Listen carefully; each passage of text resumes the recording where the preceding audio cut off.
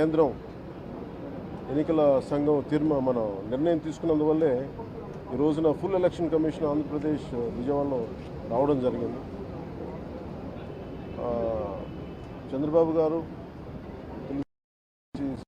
3 సార్లు ముఖ్యమంత్రిగా పనిచేశారు, ప్రతిపక్ష నాయకులుగా ఉన్నారు.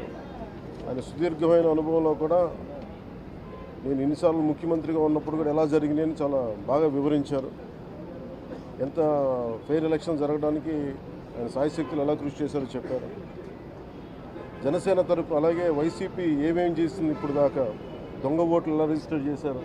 చంద్రగిరి ఇందాక మీరు చెప్పినట్టు చంద్రగిరిలో దాదాపు 1,00,000 పైచిలుకు ఓట్లు దొంగ ఓట్లు నమోదు చేస్తే దాదాపు దాంట్లో 1/4 ఆల్మోస్ట్ దాన్ని యాక్సెప్ట్ చేశారు.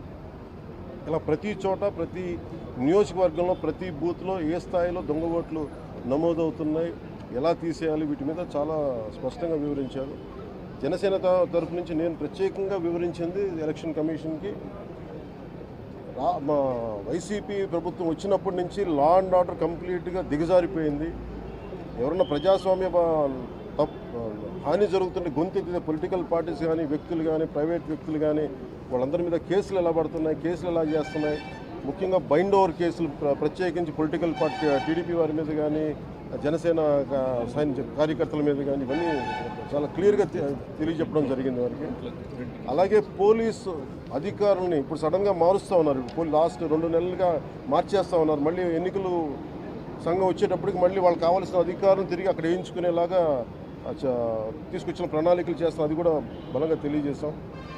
అలాగే మహిళా కానిస్టేబుల్స్ ప్రత్యేకించి సంబంధం లేని చోట్ల వాళ్ళు దాదాపు 87 నియోజకవర్గాల్లో వాళ్ళు పెట్టారు. అది వాళ్ళు దూరం చేయమని ప్రత్యేకంగా ఆయన వివరించారు. నేను ఇంకోటి ప్రత్యేకించి నేను చెప్పింది ఏంటంటే వాలంటీర్స్ అనేది విలేజ్ సచివాలయం అనేది ప్రత్యేకించి అది యాంటీ కాన్స్టిట్యూషనల్ బాడీ. వాళ్ళని దయచేసి ఎన్నికల సమయంలో వాళ్ళని ఉపయోగించొద్దని చెప్పి ప్రత్యేకించి విన్నవించాం. అలాగే మేము కోరుకుంది ఏంటంటే మీరు కనుక సంపూర్ణంగా దీని వైపు చూడకపోతే పారదర్శకత కన్నా ప్రజాస్వామ్యం కూలిపోద్ది, ఇక్కడ హింస ఎక్కువైపోద్ది.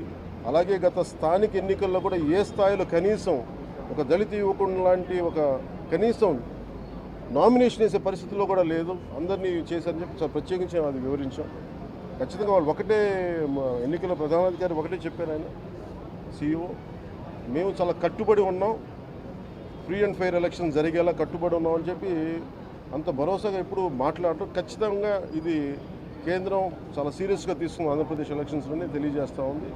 ఈసారి ఫ్రీ అండ్ ఫెయిర్ ఎలక్షన్స్ ఉంటాయి, ప్రభుత్వాలు మారుతాయి అనే నేను మనస్ఫూర్తిగా నమ్ముతున్నాను. అలాగే ఈ పరిస్థితుల్లో కేంద్ర ఎన్నికల సంఘం ప్రధానాధికారులందరికీ కూడా ప్రత్యేక ధన్యవాదాలు తెలియజేసుకుంటాను.